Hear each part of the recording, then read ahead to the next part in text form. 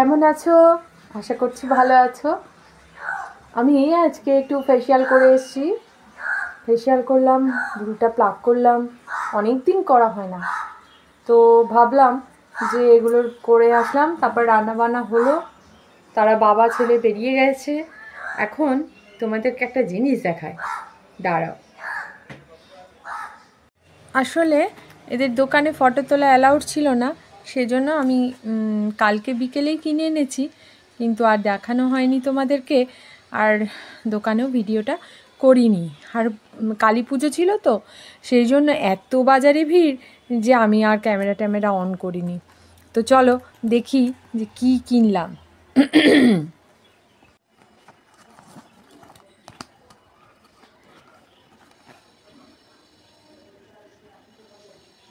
চলো এবার এই বক্সটা খুলি, যদিও গিফট তোমাদেরকে বলে দিই। তা গিফটটা কি আর কেমন, কার জন্য, সবটাই বলবো, একটু ওয়েট করো, দাঁড়াও।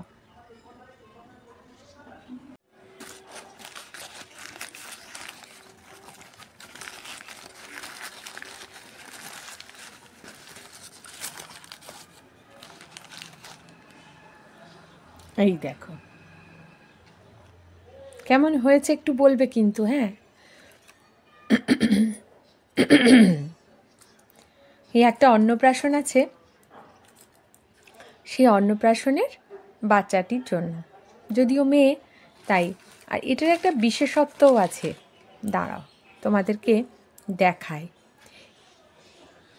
এই যে দুটো বল দেখতে পাচ্ছ, এটা একটা। এবার এই বেগুনি আর এই আকাশি কাজ করার ভেতরে একটা পিন আছে, দেখতে পাচ্ছ? এই দেখো,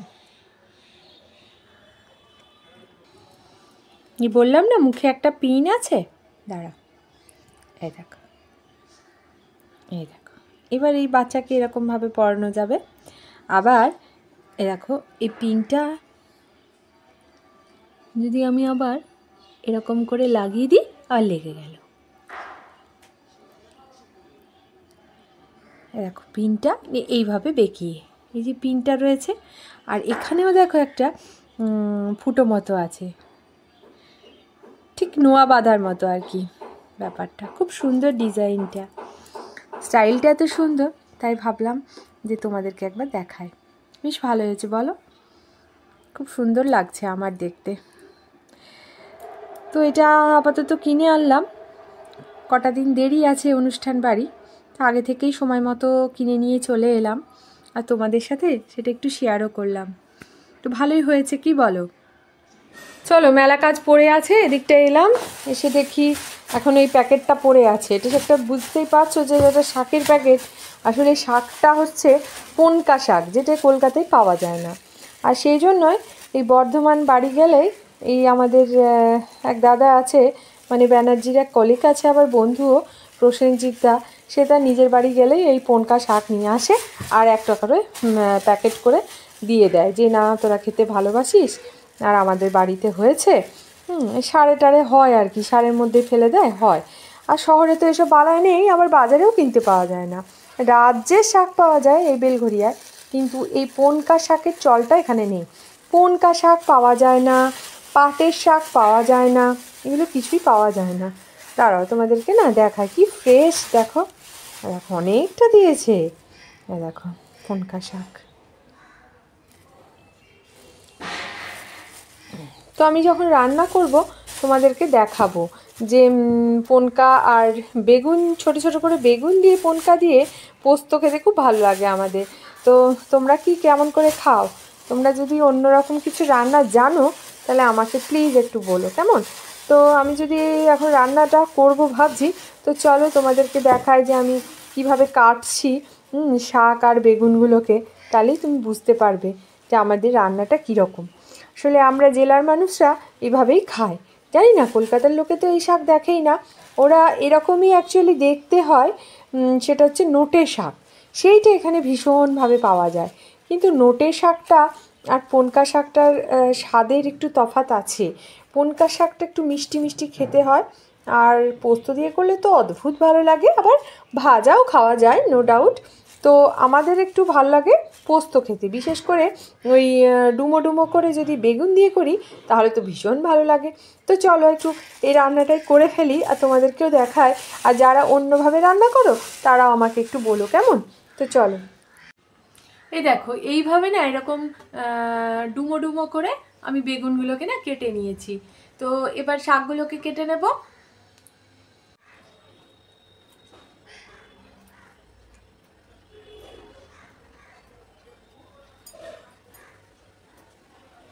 খুব ফ্রেশ শাকগুলো।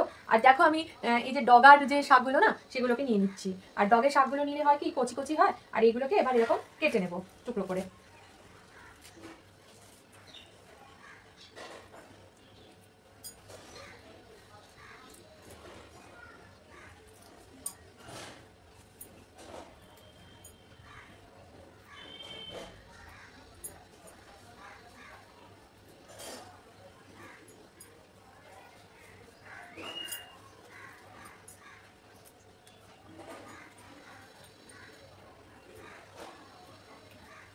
ডগের যে শাকগুলো সেগুলোকে একটু করে নিয়ে নিচ্ছি, আর সামান্য একটু ডাঁটি সমেত নিচ্ছি। ভীষণ নরম আর একদম ফ্রেশ শাকটা, ভীষণ।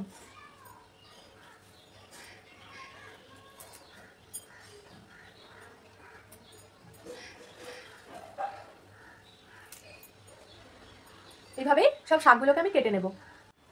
আবার এই মাঝে মাঝে আবার একটা করে দেখো পালংও ঢুকে গেছে। আসলে গ্রামের মানুষরা না পরপর পরপর অনেক রকমের শাক লাগায়, মনে হয় কোনকার ফাঁকে একটা পালংও দু একটা করে গজিয়েছিল আর কি। তো পালংটাকে আর দিচ্ছি না, ওটা আমি পাশে সরিয়ে দিলাম। এর সাথে আবার পালং ভাজা কেমন লাগবে, তো সেই জন্য পাশে সরিয়ে দিলাম। আর আমার দেখো বাছা অনেকটাই হয়ে গিয়েছে, শাক অনেকটাই শাক বাছা হয়ে গেছে।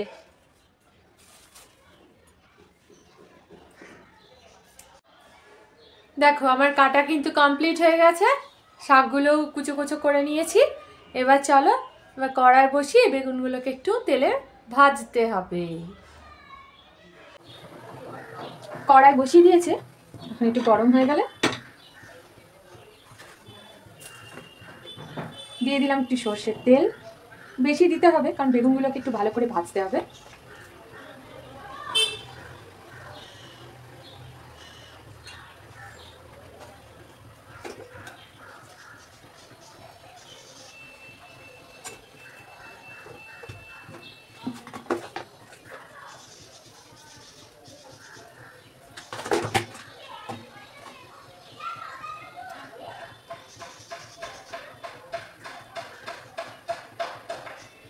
এবার বেগুনগুলোকে দিয়ে দিলাম তেলে, নুন হলুদ মাখিয়ে হালকা করে তেলে ছেড়ে দিলাম।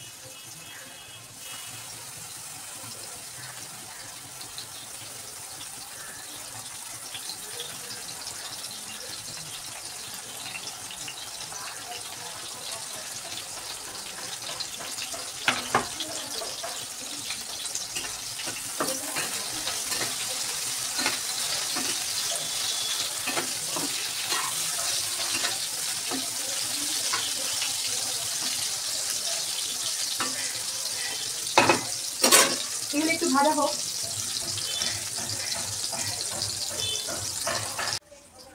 এবার একটু পোস্ত নিয়ে নিয়েছি, আর এরকম দেখো আমি 4টে কাঁচা লঙ্কায় দিচ্ছি, কারণ শাকটা তো একটুখানি বিস্বাদ টাইপের, শাকের তো কোনো স্বাদ নেই, তাই একটু ঝাল ঝাল হলে ভালো লাগবে। নি পোস্ত ঝাল ঝাল হলে ভালো লাগে, আর শাক দিয়ে বেগুন দিয়ে একটু ঝাল ঝাল করে পোস্তটা করব।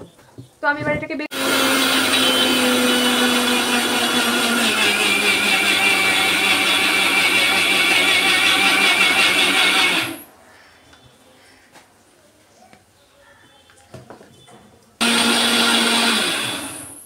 ব্যাস আমার পোস্ত বাটা হয়ে গেছে।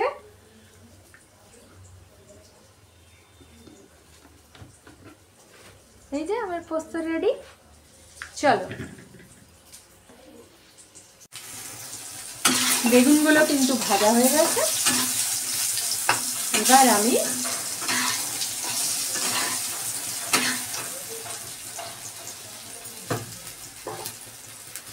একটা শুকনো লঙ্কা দিয়ে দিলাম ফোড়ন হিসাবে, আর দিয়ে দেব ধুয়ে রাখা শাকটা। যেটা হয়েছে শাক একটু জল বেরোতে শুরু করবে।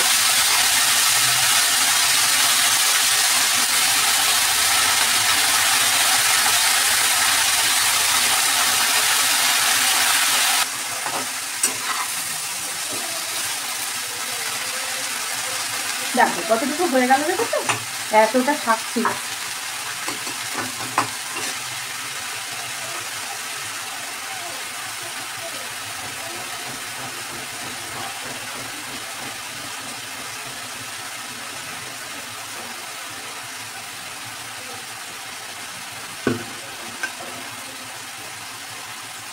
দিয়ে দিলাম সামান্য হলুদ আর দেব লবণ।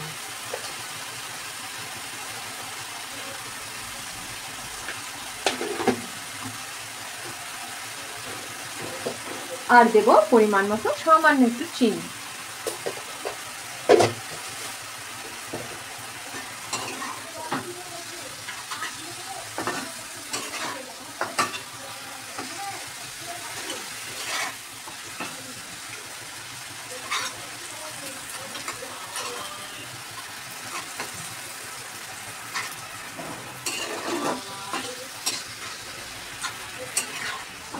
শাকটা একদম কচি ছিল বলে জল বেরিয়ে এতটুকু হয়ে গেল, বুঝেছো? ভাবলাম 2 দিন হবে, কিন্তু না, সবাই মিলে একদিনেই শেষ। যদিও আজকে তারা বাবা ছেলেকে বেরিয়ে চলে গেছে, সকালে বলেছি, তো আমি একটু টেস্ট করবো, আর কালকে যখন খাবে তখন আবার একবার গরম করে দেবো।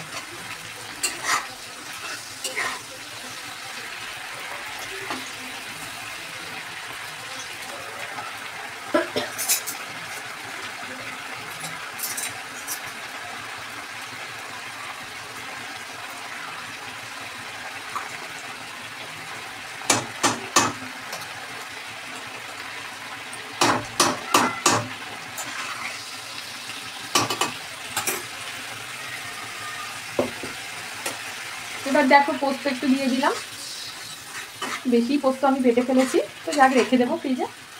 আর শাকের মধ্যে দেখো আমি পোস্তটা দিয়ে নিই।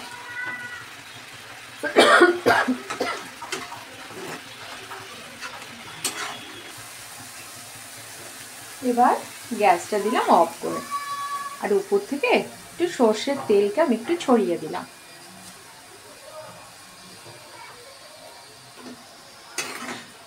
আর এই কাঁচা সর্ষের তেলটা পুরো শাকটার মধ্যে ভালো করে মিশিয়ে নিলাম। ব্যাস, আমার হয়ে গেছে রান্না।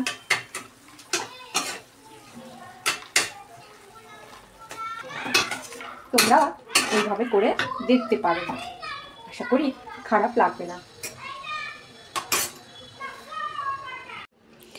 রান্না করতে করতে না একটু খাই খাই মনে হয়ে গেছে, সেই জন্য কী করবো, ক্রিসমাসের কেক একটুখানি ছিল ফ্রিজে, বুঝলে বন্ধুরা, তো সেই কেকটা বার করলাম। উফ, শক্ত হয়ে গেছে গো, তাই বের করে আর পারলাম না, ছুরি মুড়ি খুঁজতে।